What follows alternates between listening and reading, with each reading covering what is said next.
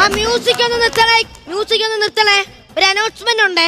നമ്മളേവരും കാത്തുനിന്ന ആ dance competition ഇതാ ആരംഭിക്കാൻ പോവുകയാണ്. നമ്മുടെ സ്വന്തം ചെല്ലപ്പൻ നായരുടെ ഭാര്യ 1 ലക്ഷം രൂപ ചെലവാക്കി നടത്തുന്ന ഡാൻസ് കോമ്പറ്റീഷൻ ആണ് ഇവിടെ തുടങ്ങാൻ പോകുന്നത്.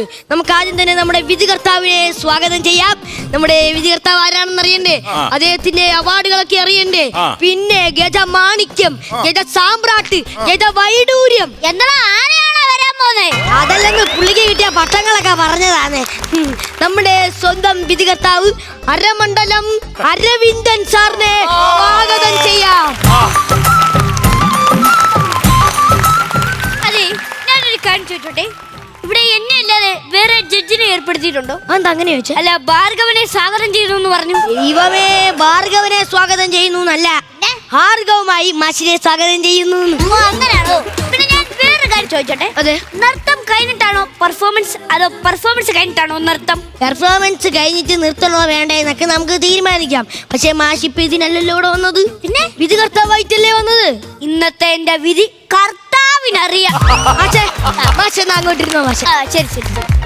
മാഷെ, അർച്ചന പുരുഷോത്തമൻ അതിവിടെ പറയേണ്ട കാര്യം എന്ത്? തന്റെ അച്ഛനാ പുരുഷോത്തമൻ എന്ന്.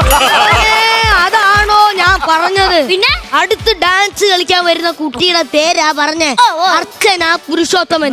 എന്റെ അമ്മോ, വലിയ ഡാൻസർ ആണ്.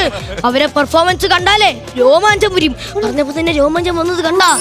അതാണ് അർച്ചന പുരുഷോത്തമൻ. എന്റെ അമ്മോ, എന്നാ പിന്നെ താൻ പെട്ടെന്ന് വിളി, അവരുടെ ഡാൻസ് കാണാൻ നീ കുതിയായിട്ട് വയ്യ. അങ്ങനെ ഇങ്ങനെ വിളിച്ചാ വരൂല.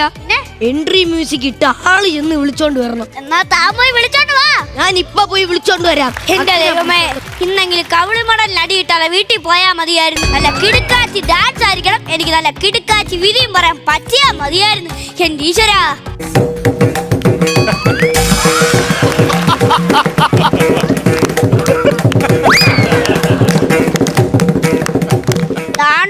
ഏതാണ്ട് ഹോട്ടലിൽ നിർത്തിപ്പൊരിക്കാൻ പറ്റുന്ന കോഴി നടന്നു വന്നേക്കും.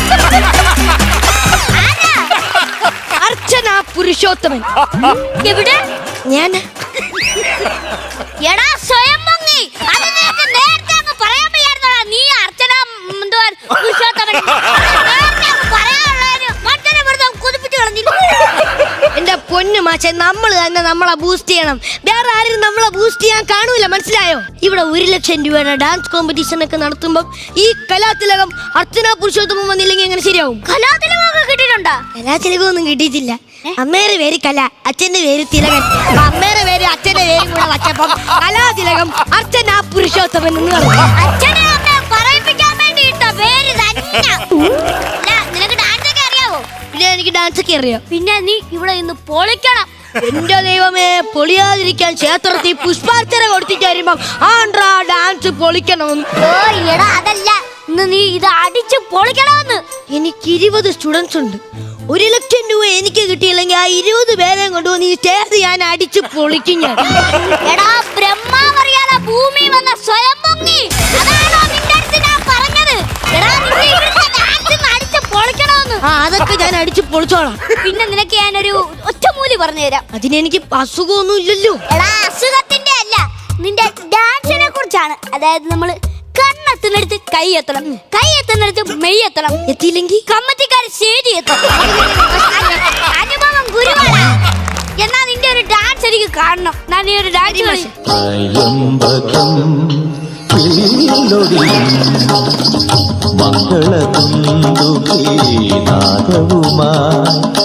മിഥിലാപുരിയിലെ മൺകിടാവിന് രാജകലയുടെ മാമാങ്കമേകിയ കോസല രാജകുമാര.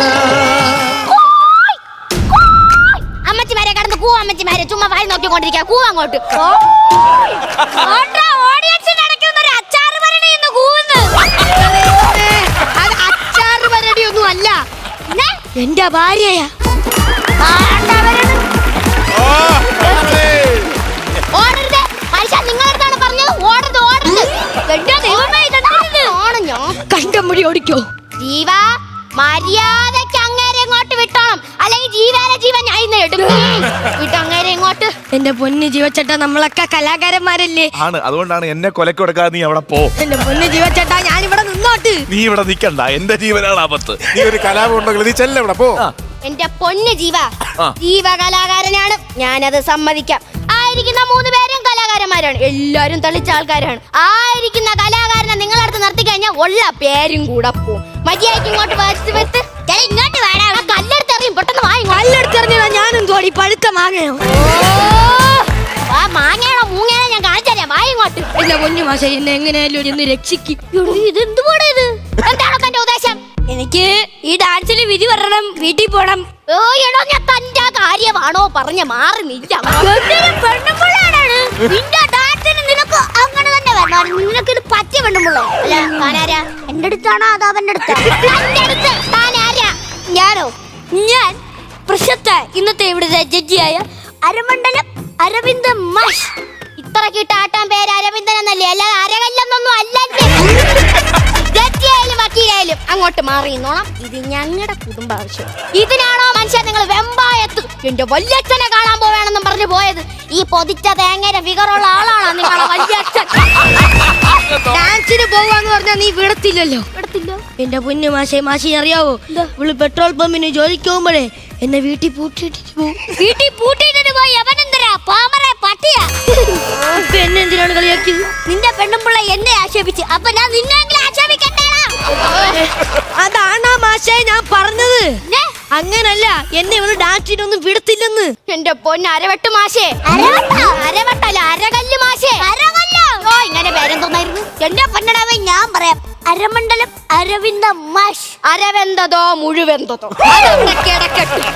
അരവിന്ദ മാഷേ, ഈ ഇടയ്ക്കല്ലേ സംസ്ഥാന യൂത്ത് ഫെസ്റ്റിവൽ നടന്നത്? അവിടെ ഞങ്ങൾ രണ്ടുപേരും ചെന്നു.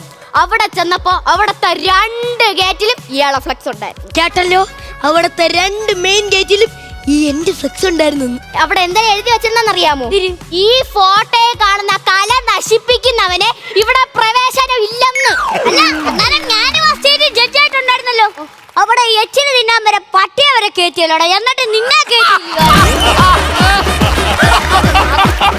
അത് മാത്രമാണോ? ഞങ്ങളുടെ നാട്ടില് കേരളോത്സവം നടക്കാറുണ്ട്. അപ്പൊ അവിടത്തെ പഞ്ചായത്തിലെ പ്രസിഡന്റും സെക്രട്ടറിയും എല്ലാം എന്റെ വീട്ടിൽ വന്നിട്ടാണ് ഡേറ്റ് എടുക്കുന്നത്. അത് പിന്നെ കലാകാരൻ വീട്ടിലുള്ളതുകൊണ്ടായിരിക്കും. അയ്യേ, അത് കലാകാരൻ വീട്ടിലുള്ളതുകൊണ്ടൊന്നും അല്ല. ഇങ്ങനെ എന്ന് നാട്ടിലില്ലയോ അന്ന് നോക്കി വേണം അവർക്ക് പരിപാടി നടത്താൻ. അവിടെ ചെന്ന് ഭയങ്കര തുള്ളലാണ്. എവിടെയെങ്കിലും ഒരു 4 ട്യൂബിന്റെ വെട്ടം കണ്ടാൽ ചെന്ന് പറന്നങ്ങ് പോ. പറഞ്ഞു ഞാൻ എന്തുവാടി ഈയലോ? ഓ, നിന്റെ നർത്തവോ കൊള്ളത്തില്ല. ഇത്തിരി ഫ്രഷ് എന്തൊരു ചെയ്യാനെന്ന് പറയണ്ടോ? തോൽവിയാണ് വിജയത്തിന്റെ മുന്നോടി, അറിയാവോ?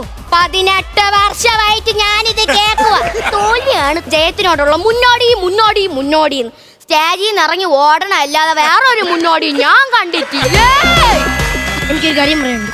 ഡാൻസ് ഒരു എഡ്യൂക്കേഷൻ ആണല്ലോ, ഒരു വിദ്യാഭ്യാസത്തിന്റെ ഭാഗമാണല്ലോ. അതെ. പിന്നെ എന്തിനാണ് നീ ഇങ്ങനെ കിടന്ന് അതിനെ ആക്ഷേപിക്കുന്നത്? ഡയലോഗ് ഓർമ്മിപ്പിച്ചാണെന്ന് മനസ്സിലായി. ഇയാൾക്ക് എന്നെക്കാളും എഡ്യൂക്കേഷൻ ഉണ്ട്, വെൽ എഡ്യൂക്കേറ്റഡ് ആണ്.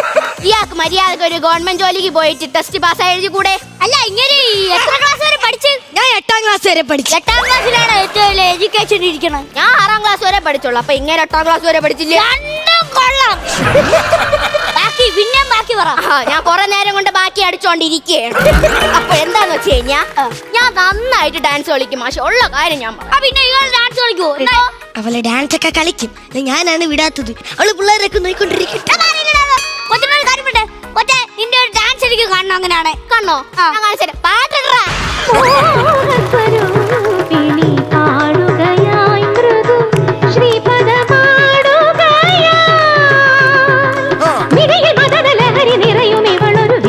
നിശയുടെ മടിയിലെ അഴകി വളം കിടതം കിടതം തും കിടതും കുന്തത്താം കിടതും കുന്തത്താം തും കുന്തത്താം കുന്തത്താം സാമവേദ സാരമതി പ്രേമസുധാമയ. എനിക്ക് ഇഷ്ടപ്പെട്ടു. പിന്നെ എന്നെ ഇവിടെ വിധികർത്താവായിട്ടാണ് വിളിച്ചത്. അതെ, അപ്പൊ ഞാൻ ഇതിന്റെ വിധി പറയാം. ഈ ഡാൻസിന്റെ നിനക്ക് എത്ര സ്റ്റുഡൻസ് എന്നാ പറഞ്ഞ്? എനിക്ക് 20 സ്റ്റുഡൻസ് ഉണ്ട്. നാളെ മുതല് ആ 20 സ്റ്റുഡൻസിനെ ഡാൻസ് പഠിപ്പിക്കാൻ പോകുന്നത് നിന്റെ വെണ്ണമുള്ള ആയിരിക്കും. ആ എടാ, നിന്നെ ഇങ്ങനെയുള്ള കലാകാരിമാരെ വീട്ടിലെ അടുക്കളയിൽ ഇട്ടേക്കുന്നത്. ഇനി നാളെ മുതൽ ഇവൾ അടുക്കളയിൽ നിന്ന് അരങ്ങിലേക്ക്, അപ്പൊ ഞാനാ അരങ്ങിൽ നിന്ന് അടുക്കളയിലോട്ട്. ഫ്ലവേഴ്സ് സ്മാർട്ട് ഷോ ശനി ഞായർ ദിവസങ്ങളിൽ രാത്രി 9:30 ഫ്ലവേഴ്സിൽ.